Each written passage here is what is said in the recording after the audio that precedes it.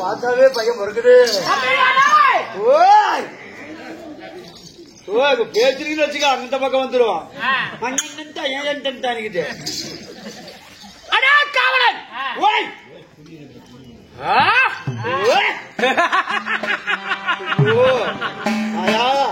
உட்காந்துக்க சாமி.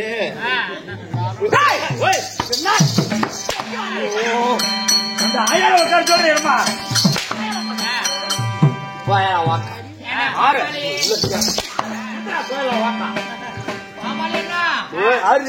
கண்டாரா ஊரியே நான் அடியாக முட்டை மூட்டுறேன்.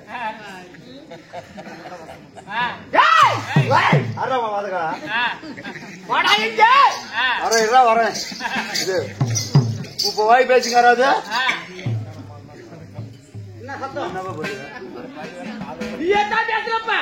அந்த ஆயா மோத்திரத்துக்கு போனா கூட அதுல உட்காந்துருச்சு. அந்த ஆயா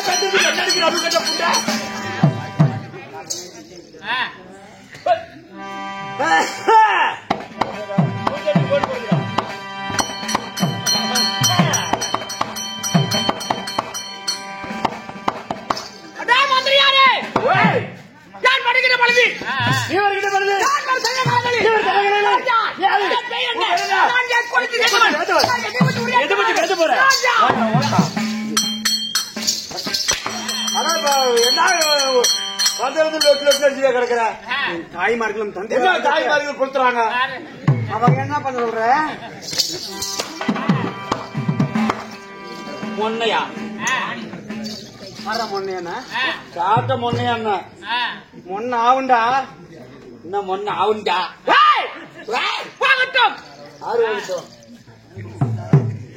அங்கே மாலை போட்டுருக்குது சாமி. வெட்டி வார்த்தையில் போகட்டும். முஸ்லிமா மாலை போட்டுக்குது. ஆறாறு அடிக்கிறாங்களோ ஆயா கண்ணாடிக்காராயா. நீ யாரு? என் பெயர் என்ன? உன் பெயர் என்ன? நான் எக்குளத்தை சேர்ந்தவன். எக்குளத்தை சேர்ந்தவன். நான் எதை மட்டும் உரையாற்று போகிறேன். அதோ கொட்டா பொழிஞ்சும் அப்படியேதான் அந்த நடுமத்துல ராஜா ஒரு காரணம் கிடையாது. தெரியல காலம் நாங்க அடி வாங்கிட்டு ஏன்னா ஓடி ஓடி பேசிட்டு இருக்காங்க. பேட்டெல்லாம் கூட வந்துருச்சு. அந்த மூத்திரம் அப்படியே நின்றுச்சு.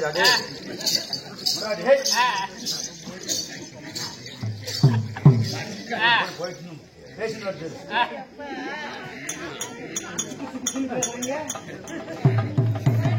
இங்க ஒரு நாய் வா தாங்க போய்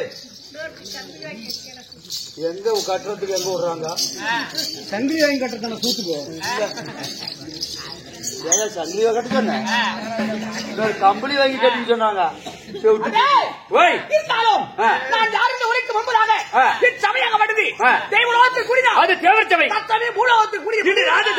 மக்களால் குடியிருக்கும் சபை இது மக்கள் சபை. இந்த மக்கள் சபை எதற்காக அவன் அலைவரித்திருக்கால் என்ன காரணம் தெரியாதா? நாட்டுக்கு நாடு மகாநாடு அழகுதிரி பொன்னாடு நமது வண்ணாத்தி பற்றி என்றால் நமக்கு தாய் நாடு ஒரு அப்புத்த பெற்றும் எங்களை கூடியிருக்கும் ஆண்களா பிறந்திருக்கும் அப்பவர்களும் பெண்களா பிறந்திருக்கும் நமது தர்ம சகோதர சகோதரிகள் பள்ளிக்கு செல்லக்கூடிய மாணவ மாணவியர்கள் அனைவரும் கடல் அழிவாக காத்தளிக்கின்றனர். என்ன காரணம்? என்ன காரணம்? அரிசி காரணம், புலத்தம் பருப்பு காரணம். என்ன அரிசி புலத்தம் பருப்பா? நானும் காலையிலிருந்து 11 மணிக்கு நின்று பாட்டு ரேக உருவ மாட்டேங்குதுங்க. அதுக்கிட்ட அரிசியும் கொடுக்கல, எனக்கு பருப்பும் இல்ல புலத்தம் பருப்பும் இல்ல. மொல்ல மொல்ல அது போல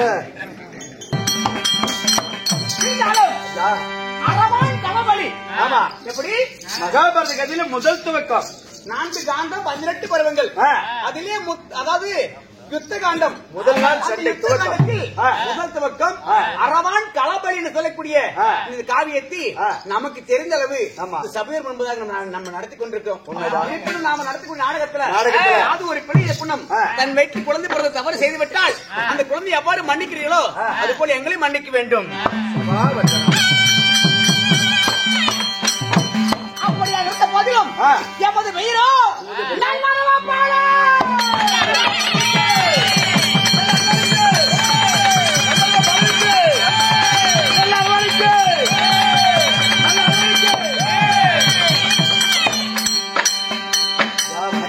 வணக்கம். அப்படிங்களுடைய பெயரோ நல்ல அரவனாக இருப்பினோம். பூபதி சொல்லக்கூடிய அரவ பூபதி சொல்லக்கூடிய அரவான் எமது பெயர். அரவ பூபதி என்று சொல்லப்பட்ட நல்ல அரவா. ஆமா, அப்படி நல்ல அரவனாக இருப்பினோம். ஆமா, உன்னை பெற்ற ஒரு தாய் தந்தை யாருங்க? இந்த அரவானை பெற்றாலே என் தாய் தந்தை யார் தெரியுமா? யாரு? இந்த மண்ணிலே ஒரு பெண்ணா பிறந்த மகனை என்று பெற்று வளர்த்தி பாலோடு அன்னத்தை பகிர்ந்து கொடுத்து வளர்த்தி தாய் போல இருந்த என் தாய் யார் தெரியுமா? யாருங்க? அச்சரே மகாராஜா.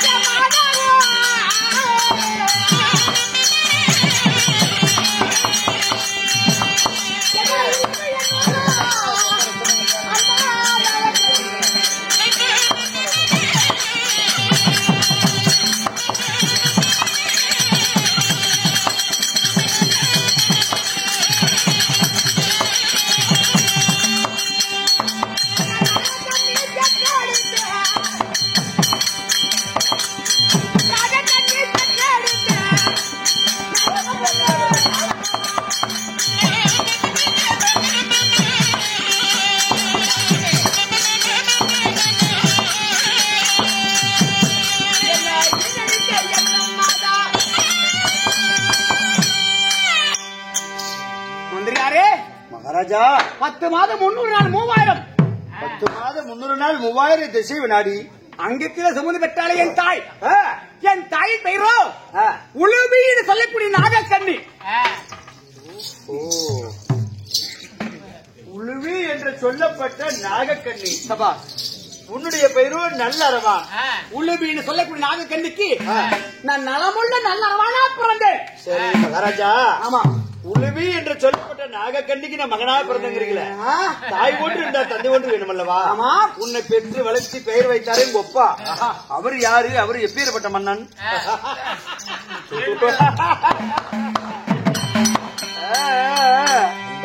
மகாராஜா, என் தந்தை யாருங்க கேட்கின்றாய்? ஆமாங்க. என் தந்தையார் நினைக்கின்ற பொழுது என் உள்ளமெல்லாம் தேனா தித்திக்கிறது. சர்க்கரை பந்தல் தேன்மாரி மலை பொழுது தொட்டி நாவில் வைத்த எவ்வாறு தித்திக்கும்? மிக மிக மிக மிக தித்திப்பாக இருக்கும். சுவை ஊட்டக்கூடிய என்னுடைய தகப்பனார். அவருடைய பெயர் என்ன? அவர் எந்த குலத்தை சேர்ந்தவர்? அவர் எப்பேற்பட்டவர்? அவருடைய நாமதாயம் என்ன தெரியுமா?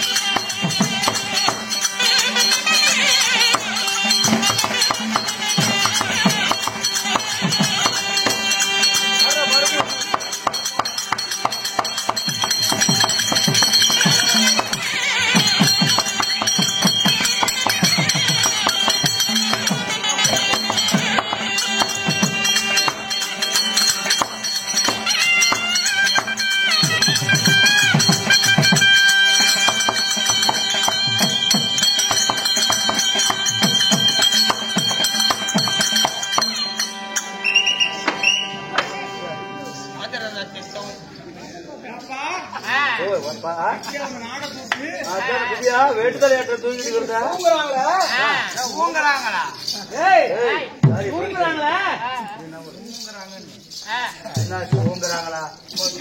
கொண்டு இருக்கிறார்கள் அப்படின்னு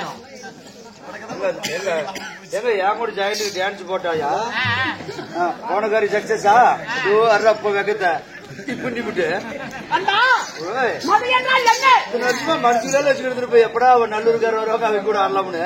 மதி என்றால் கேனம்.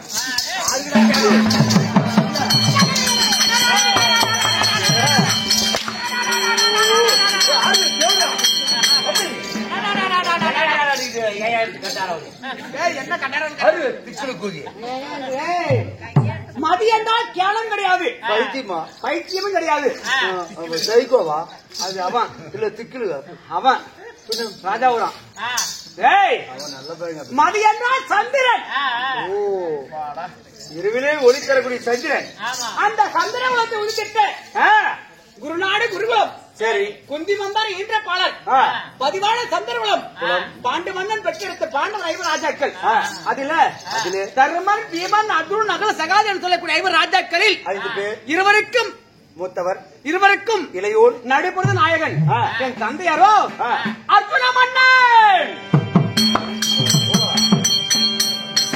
ஆனா எனக்கு ஒரு சந்தேகங்க. கெடிகடி அர்ஜுனன் கேசவார்குணன் அர்ஜுனன் பர்குணன் வில்லாளி விஜயன் தனதன் தேடி கிருணி 11 அழகு 12 பேர் பிடிச்ச அவர்தான் அர்ஜுன மன்னனோ என் தகப்பனார். சரி ஏங்க மகாராஜா முழு ஆங்கிற புஜி போல கோபத்தோட வந்திருக்கிறீங்க. இருங்க இருங்க பாருங்க இந்த பெரிய மனுஷன்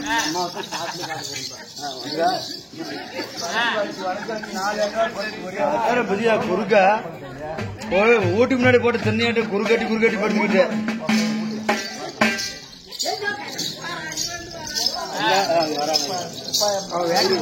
எங்க தாலுகா ஆபீஸுக்கு போயிட்டு வராங்க. அந்த புறம் அப்படியாக இருந்தாலும் சரி சரி அமைதி. கதை இப்பதான் நெருப்பாட்டு போயிட்டு இருக்குது, கொஞ்சம் அமைதியா கேளுங்க, நல்லா இருக்கும்.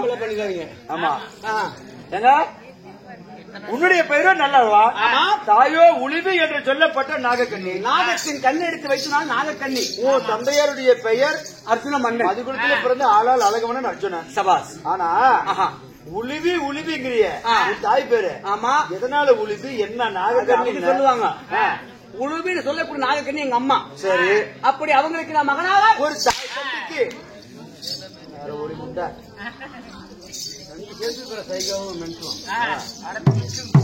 அப்படி இருந்தாலும் நான் எங்கே வாழ்கின்றேன்?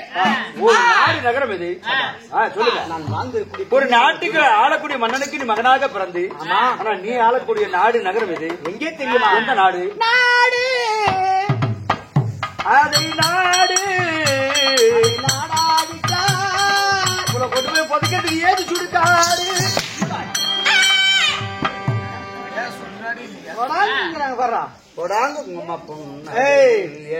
நான் எங்கே வாழ்கின்றேன்? நாடு எது? எப்படி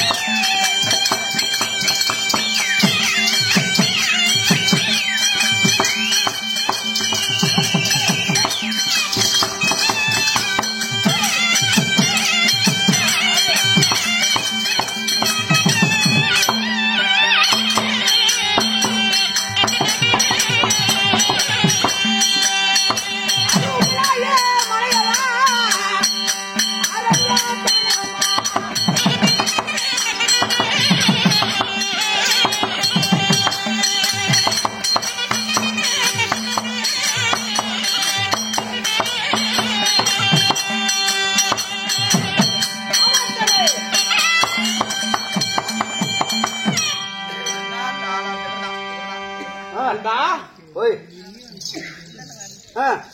இருக்கட்டும். ஒரு சலுப்பு நாய் பேச்சா இங்க பாருங்க நம்ம கதையை. சலுப்பு நாய் இல்ல, சளி பிடிச்ச நாய் இல்ல. சளி பிடிச்சனா இல்ல, இப்படி இப்படி திருப்போம், இப்படி எல்லாம் சொன்ன வயசுல எங்க போற அங்கே தங்குறேன்.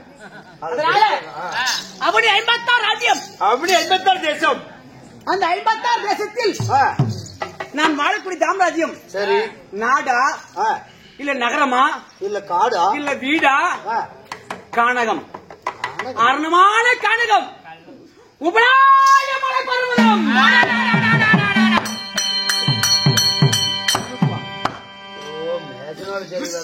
மத்த போல எடுத்துக்கா, அந்த கண்டி எடுத்துட்டு கடவு கலந்துட்டு உபராயமலை பர்வதம், ஆரியமான காடு, கானகம். நான் காட்டிலே கானகத்திலே வாழ்ந்து வருகிறேன். ஒரு அரசனுக்கு மகனா பிறந்து ஆரியமான கானகம் உபலாய மலைன்னு சொல்றிய. அரவா, உபலாய மலை என்றால் ஆரண்ய கானகம் என்றால் எப்படி இருக்கு தெரியுமா? காட்டெருமைகள், காண்டாமிருகங்கள், சிறுத்தை, சிங்கம், மேலே உழுவுறது, காட்டெருமை, அப்புறம் பானை இருக்கும், யானை, பானை. அந்த மிருக ஜாதிகள் வாழக்கூடிய அந்த காட்டில் நான் வாழ்ந்து வருகிறேன் என்றால் அந்த விலங்குகள் ஒரு மனிதனை பார்த்தா அப்படியே அந்த 60 அடி எகிருமா வேங்க. அதெல்லாம் நம்மள கண்ட சிங்கம் சிறுத்தையில சும்மா விடுமா? நான் கானகத்தில் வாழ்ற உபலாய மலைன்னு சொல்றிய. அர்ஜுனன் மன்னன் வாழக்கூடிய நகரமோ அஸ்தினாபுரம். ஒரு நாட்டிலே வாழக்கூடிய நீ ஆறுமேல கானகத்தில் நீ வாழக்கூடிய காரணம் என்னப்பா? அஸ்தினாபுரத்தை ஆளக்கூடிய மன்னன் அர்ஜுனுக்கு மகனா பிறந்து அஸ்தினாபுரத்தில் நான் வாழ வேண்டும். ஏன் கானகத்தில் வாழ்கிறாய்? அதுதான் இப்ப கேள்வி. நான் ஏன் காட்டில் வாழ வேண்டும்? ஏன் தனியா இருக்கணும்? அதாவது எல்லாரும் தாய் அங்கத்தில் கருதரித்து ஒரு குழந்தையா ஜனனமாறாங்க. அதே போலதான் நானும் உருவமாகினேன். கேட்டுக்கிறியா? சரி சரி. என் தாயோட அங்கத்தில் நான் எப்படியெல்லாம் கருதரித்தேன். ஒரு தாய் அங்கத்தில் ஒரு குழந்தை எப்படி நான் எப்படியெல்லாம் வாழ்ந்து வந்தேன். நீ எப்படியெல்லாம் பிறந்த? வந்து யாரே ஓய் அறிவிக்கின்றேன். ஆகட்ட தெளிவா சொல்ல.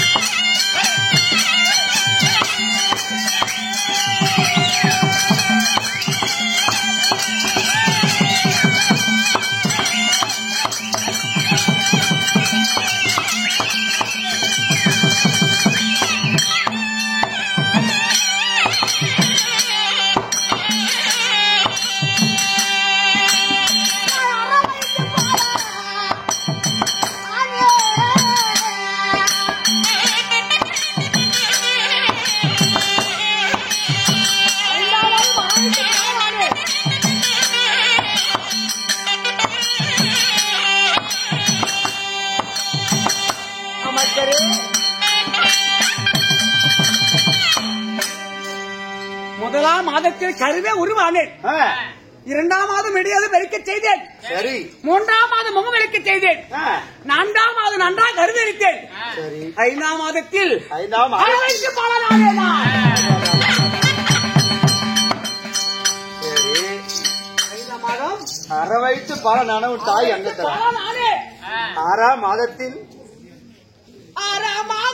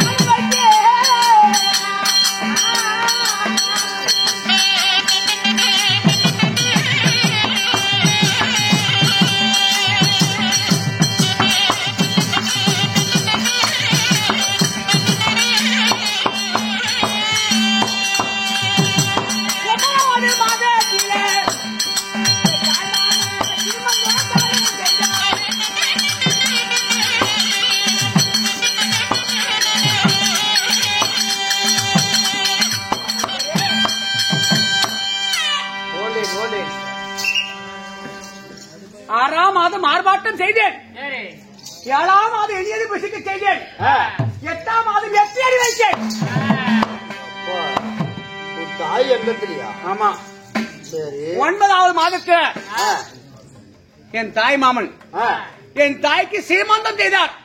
அப்படின்னா சீமந்தம் என்றால் இப்ப தாய் வீட்டுல இருந்து கர்ப்பமா இருக்கிற பெண்ணுக்கு என்ன செய்வாங்க? ஓ, கட்டிஞ்சோறு. கட்டிஞ்சோறுன்னு சொல்லக்கூடிய வளைகாப்புன்னு சொல்றாங்க பத்தியா? பல லேட்டஸ்டா வர வர வளக்காப்பு. அப்பெல்லாம் கட்டியாக்கிற சோருக்கு பேரு கட்டிஞ்சோறு. ஏங்க நாக்கு இழுத்து அறுத்துருவான். இல்ல போக்குவரத்து விடு. கட்டி கொடுக்கிற சோருக்கு பேர் தான் கட்டி சாதம் சொல்லக்கூடிய சீமந்தம் செய்ய வந்தான். என் தாயாகப்பட்ட உளுமையாகப்பட்டவள் கண்களிலிருந்து தவித்திருந்த அந்த நேரத்துல. ஆமா, கண்ணிலிருந்து தவிக்கின்ற பொழுது நிறைமாத கர்ப்பிணியாக 9ஆம் மாதத்தில் ஆதரவு இல்லாமல் ஆனால் காணகத்திலே அழுது பொழிவினார்.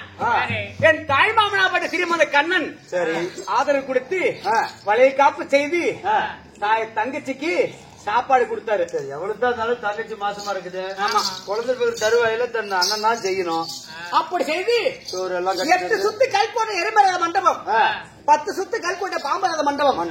அந்த மண்டபத்தில் அண்ணனும் தங்கையும் தனிமையா இருந்தாங்க. அப்ப என் தாய் ஆகப்பட்டவள் என் மாமாவை கேட்டா, எப்படி அண்ணா நானோ கண்கள் இருந்து தவித்திருக்கிறேன், என் கண்களோ வலியா இருக்கிறது, எனக்கு கண்ணுக்கு தூக்கு வருது, இந்த வலி இருக்கிறது எனக்கு தூங்க முடியல, அதனால எனக்கு ஆதாரம் கேட்கணும்னா கதை ஒன்று சொல்லுங்க. அந்த கதை கேட்டா எனக்கு வலி குறையும், எனக்கு தூக்கமும் வரும் சொல்லி என் மாமாவை கேட்க. அப்பொழுது உரைத்தார் மாதவனாப்பட்ட சிறுமலை கண்ணன், தங்கா நான் பாண்டவர் பக்கம் இருந்து பட்ட கதை சொல்லட்டுமா இல்ல என்னுடைய அவதாரத்தை கதையா சொல்லட்டும் என்று கேட்க. அதுக்கு எங்க அம்மா சொன்னாங்க, அண்ணா என் கணவனால் பக்கம் இருந்து பட்ட கதையெல்லாம் எனக்கு தெரியும், நானும் பாண்டவர் குலத்துல வாக்கப்பட்ட அந்த கதை எனக்கு தெரியும், அதனால உன்னுடைய அவதாரத்தை கதையா சொன்னா என்னென்ன அவதாரம் எடுத்து யாரார சம்காரம் செய்து யாருக்கு நன்மை கொடுத்திருக்கிற அது என் காதால கேட்டா எனக்கு கண்ணார தூக்கம் வரும், அந்த அவதாரத்தையே கதையா சொல்லுங்கன்னு சொல்லி உரைக்க. அவருடைய அவதாரமா 108, தச அவதாரம் 10, அந்த அவதாரமாக 108 அவதாரத்தை கதையாக சொல்ல தொடங்கினார். அப்படி சொல்கின்ற பொழுது தங்கா கவலைப்படாம உனக்கு நான் கதை ஒண்ணு சொல்றேன்னு சொல்லி முதல் கதையை சொல்ல தொடங்கினார். என் தாயாகப்பட்டு பூங்குடுத்து கேட்டார். இரண்டாவது வார்த்தைக்கும் பூங்கொட்டியது. மூன்றாவது வார்த்தைக்கு தன்னையும் அறியாம என் தாயோ உறங்கி விட்டாள். அங்கே மடியில படுத்து கதை சொன்னா குழந்தைங்களாட்டும் தாளாட்டுற மாதிரி இருக்க கதை சொல்ல சொல்ல உங்க அம்மா தூங்கிருச்சு. அதுக்கு என் தாய் உறங்கியது என் மாமனுக்கு தெரியவில்லை. தொடர்ந்து அவதாரத்தையே ஒவ்வொரு அவதாரமா சொல்லிக் கொண்டிருக்கிறார். இரண்டு அவதாரம் காதாக கேட்டா மூன்றாவது அவதாரத்துக்கு உறங்கி விட்டார். ஆனா தாய் மாமன் ஆகப்பட்டவர் கதை சொல்லிக் கொண்டிருக்கிறார். இதை கேட்காம தாய் உறங்குறாரு. அவர் அவதாரம் கதையாகப்பட்டது வீணாக இருக்கிறது. அவதாரம் வீணாக போகக்கூடாதுன்னு சொல்லி அப்பா என் அன்னையோட அங்கத்தில் நிற்கின்ற பொழுது என்ன செய்தேன்னு தெரியுமா?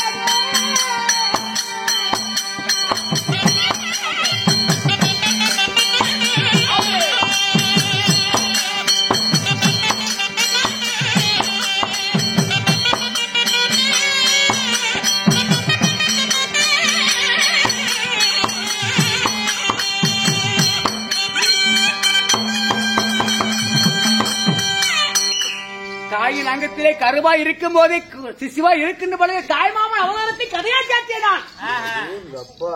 மாதாவின் அங்கத்திலே மனிதனா இருக்கின்ற பொழுது மாமனுடைய கதை அவதாரத்தை கேட்டு ஆனால் 108 அவதாரத்துல 107 அவதாரத்தை சொன்னாரு. பொழுது விடுந்து விட்டது. சரி அந்த சற்று நேரம்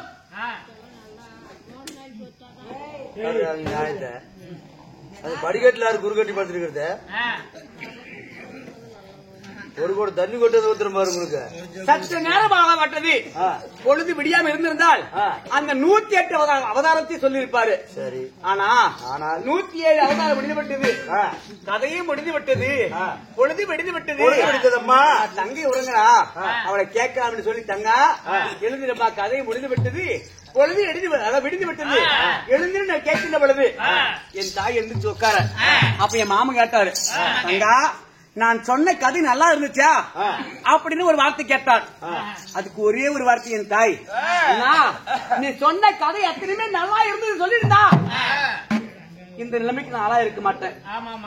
சந்திர குலத்தில் வாக்கப்பட்டு என் தாயாகப்பட்டவன் உண்மையை மறைத்து விட்டார். அண்ணா ஒரு கதை 2 கதைக்கு தான் ஊங்கொட்டினேன்.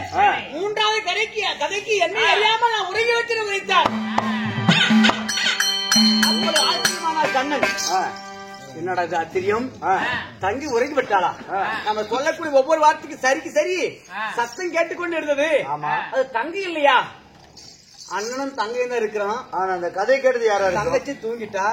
அப்ப யாரு இந்த கதை கேட்டிருப்பாங்க? அதானே அவருக்கு ஞானம் ஞானக்கண் இருக்குது. ஞானத்தால் பார்த்தா இது வேற யாரும் கிடையாது. தங்கை வைத்து இருக்குதே இந்த கரு சிசுதான் இந்த கதையை கேட்டிருக்குது. என்னோட ஆச்சரியம், இந்த உலகத்துல பிறப்பதற்கு முன்னதாக நம்ம கதையை கேட்டு இந்த குழந்தை நாளைக்கு பிறந்து வந்துட்டா நம்ம அவதாரத்தை தெரிஞ்ச இந்த குழந்தை விடுவான், நம்மளே நமக்கு எதிராகி விடுவான்.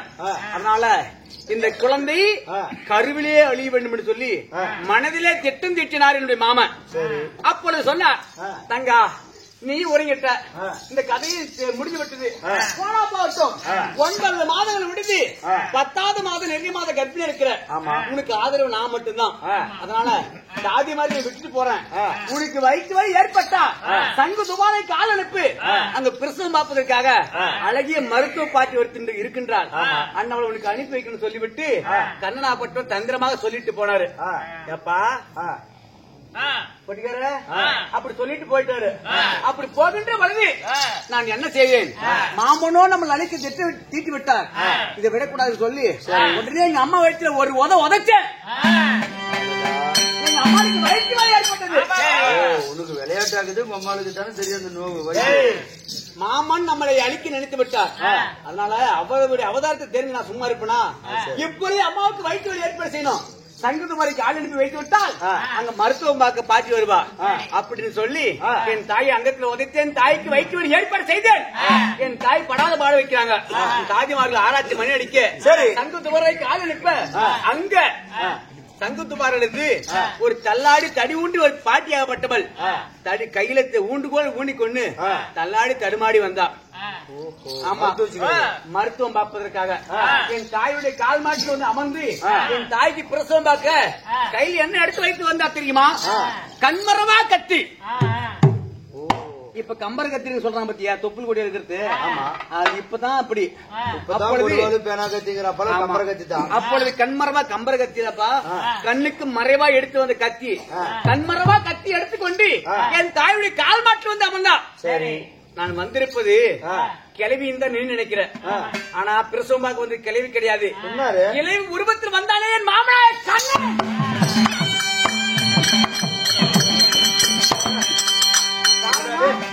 இந்த குழந்தை கழுத்து அறுக்கணும்.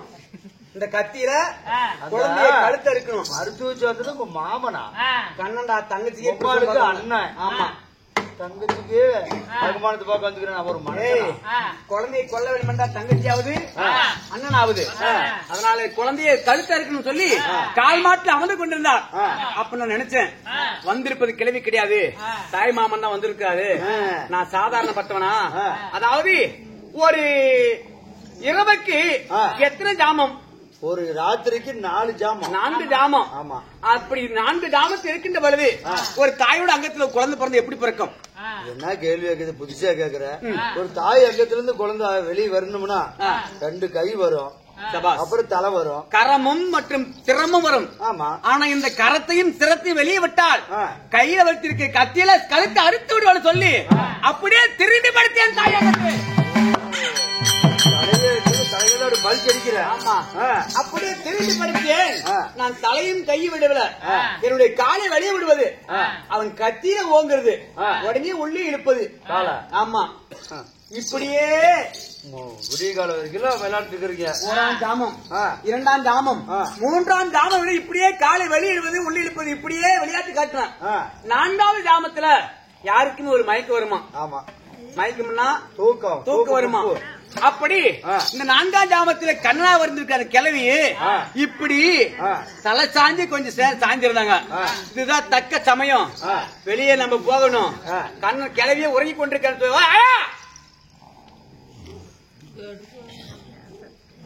ஜெனரேட்டர் அது ஆஃப் பண்ண அதுக்கு கூலிய கொடுக்குறான். அதனால சரி, கால் மாட்டில் அமர்ந்து கொண்டிருந்த அந்த கிளவிக்கு வெளியே வந்து உதைச்சான். அந்த கிளவி 4 பேர்த்து அந்த விழுந்தா. பின்ன 8 உதைச்சா பண்ண குழந்தை வர வேகத்துக்கு அது கிளைக்கு தாங்குவாளா? அப்பொழுது அண்ணன் எடுத்திருந்த கண்மரவை கட்சியை புடுங்கி கொண்டு ஓடினேன் ஓடினேன் ஓடினேன் ஓடினேன்.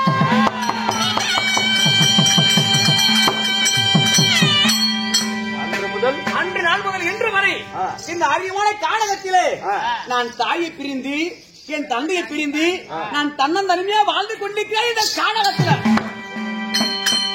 காட்டில் வாழ்வதற்கு காரணம் என் தாய் மாமன் கண்ணனே எனக்கு எதிரி. ஆனா ஃபர்ஸ்டா போச்சு அரவம் கதை. சரி போச்சு. ஒரு தாய் தங்க ஜாம போச்சு. ஆமா, ஒரு தாய் அங்கத்துல இருந்து காலால் எட்டி வதித்து மருத்துவ கீழே விழுந்தது. கையில இருக்கிற கண்மரு கத்தி தூக்கிட்டு ஓடினேன் இந்த கானகத்திற்கு. அருமையான கானகத்துல அன்று முதல் இன்று வாலிப வயது வரைக்கும் நான் கானகத்துல தான் தன்னந்தனிமையில் வாழ்ந்தேன்னு சொல்றிய. ஆமா அரவா. அதாவது நான் என்ன சொல்றேன்னா, கானகத்திலே அது விலங்குகள் குடிக்கொண்ட இடம் அருமையான கானகம். ஒரு தாய் ஒரு குழந்தையை பெற்று ஒரு அங்கத்தில் அணைத்து மாறுல பால் கொடுத்து வளர்க்கிறதான் ஒரு குழந்தை. ஒரு தாயே என்ன பால் வளர்த்தல, தூங்க வேண்டும், தூங்கணும், பால் கொடுக்கலாம், கேட்க வேண்டும். என்ன பின்ன தந்தையாருடைய அனுகிரகத்தால நீ வளரணும். ஆனா பச்சை உதரத்தோடு கானகத்திலே கத்திய புடி கொண்டு வந்தங்கறியே தொப்புள் கொடி வீர சூர மூர்க்கமா இருக்கின்றாயே, உன்னுக்கு நீ எப்படி வளர்ந்த? நீ வகுத்துக்கு என்ன தின்ன, வகுத்துக்கு என்ன தின்ன அப்படின்னு தப்பா கேட்கல, கேட்டுட்ட இல்ல சார் அப்படி கேட்கலாமா. ஒரு பையனா வயசு நிக்கிறிய, ஒரு தாய் எடுத்த அங்கத்திலே அணைச்சு பால் கொடுத்தாத, ஒரு தாளாட்டாத, ஒரு தூங்க வைக்காத, ஒரு அப்பம் பேர் வைக்காத, நான் எப்படி வளர்ந்தேன், எப்படி தன்னந்தறிவில் இந்த காலத்துல மூர்க்கமா வளர்த்திருப்பவர் யார்? வகுத்துக்கு என்ன யார் யாரெல்லாம் ஒன்று சேர்த்து என்ன வளர்க்கிறார்கள் தெரியுமா? தாய்க்கு தாய் போலவும், தந்தைக்கு தந்தை போலவும், சகோதரருக்கு சகோதரர் போலவும், நண்பருக்கு நண்பர் போலவும் உறவினராய் இருந்து வளர்த்தியவர்கள் யாருமே காணக்குது இல்லையா? ஆமா. அந்த சொந்த பந்தைய உயிர் தெய்வங்கிறிய. ஆமா. அது யாரு வளர்த்துறது யார் தெரியுமா?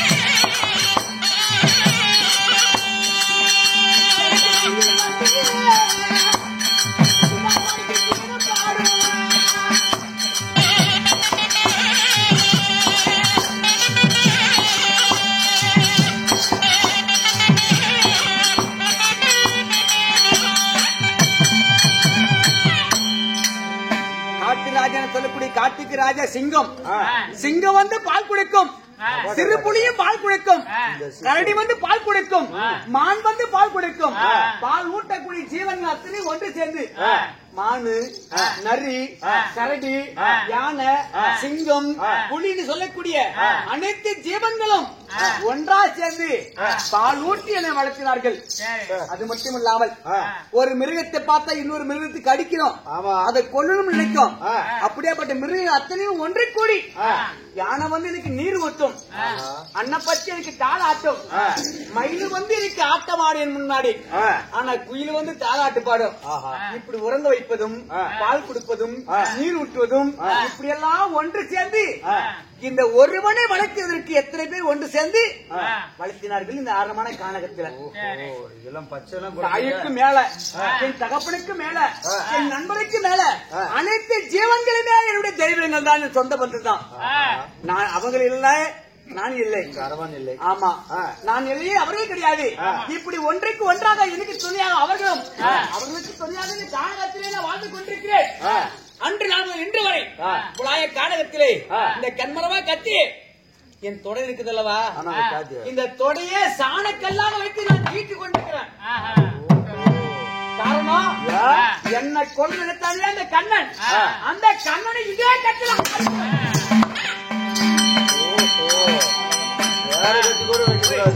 அதனால சூரியன் உதைப்பது உதயகிரி, அஸ்தமாவது அஸ்தகிரி. இந்த உதயகிரிக்கு அஸ்தகிரி கால் வைத்துக் கொண்டிருக்கிறேன். யார் வந்தாலும் உபலாய கானகத்தில் என்னுடைய கால் மாட்டு அடியில புந்துதான் போகணும். ஆனா கண்ணனாகப்பட்டவன் மட்டும்தான் போக முடியாது. அவன் தடுத்து ஏதாவது பேசினா அப்போதே அதுக்கலாமா இருக்கக்கூடாதா? அதுக்கலாமா இருக்கக்கூடாதா? யாரு யாரு கண்ணனா நாராயணா அதனால இப்பொழுது இந்த மலையில இருக்கக்கூடிய மலை பருவத்துல நான் உயர்ந்த மலையாரி யார் யார் எங்கெங்க இருக்கிறார் என்னுடைய நண்பர்களும் ஜீவன்களும் அவர்களுக்கு நான் காவல் புரிய வேண்டும். டாக்டர், அதனால நம்ம மலை உயர்ந்த மலையாரி பார்க்கலாமா?